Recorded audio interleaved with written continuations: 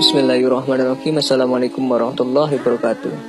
Ada satu riwayat bahwa sahabat Sa'ad bin Ubadah radhiyallahu anhu meninggal karena dipanah oleh jin. Namun riwayat ini diperselisihkan kebenarannya.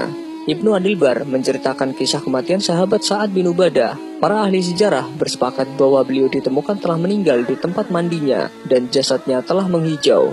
Kemudian Ibnu Abdul Bar mengatakan, mereka tidak ada yang tahu tentang kematian Sa'ad bin Ubadah hingga mereka mendengar ada sosok tanpa jasad yang mengucapkan bait syair. Kami telah membunuh pemuka Khazraj, Sa'ad bin Ubadah. Kami lempar dia dengan tombak dan tidak meleset dari jantungnya.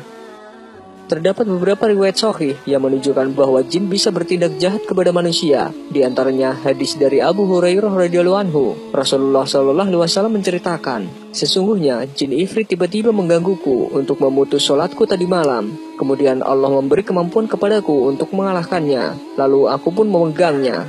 Lalu aku ingin mengikatnya di salah satu tiang masjid, sehingga kalian semua bisa melihatnya. Namun aku teringat doa saudaraku Nabi Sulaiman.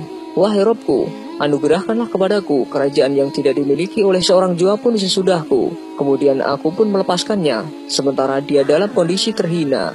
Hadis riwayat Bukhari. Dalam riwayat lain, jin ifrit ini membawa obor api untuk menyakiti Rasulullah SAW. Hadis ini menunjukkan bisa saja jin mengganggu manusia secara fisik, sehingga bisa dipegang oleh Rasulullah SAW ketika beliau sholat. Kemudian, ketika jin berubah wujud menjadi benda lain yang bisa terlihat manusia, jin memungkinkan untuk menyakiti atau bahkan membunuh manusia.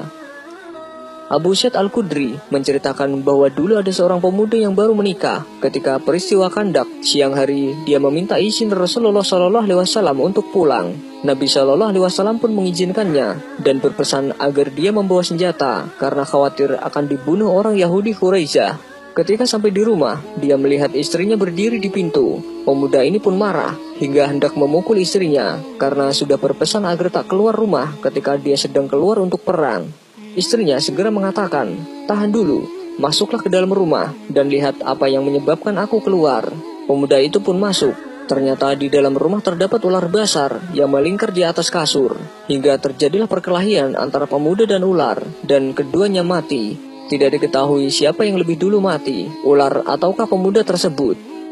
Kemudian Nabi SAW mengingatkan, sesungguhnya di Madinah ini ada segolongan jin yang telah masuk Islam. Jika kalian melihat satu dari mereka, maka mintalah kepada mereka untuk keluar dalam jangka waktu 3 hari. Jika ia tetap menampakkan diri kepada kalian setelah itu, maka bunuhlah ia, karena sesungguhnya dia itu setan. Hadis riwayat Muslim.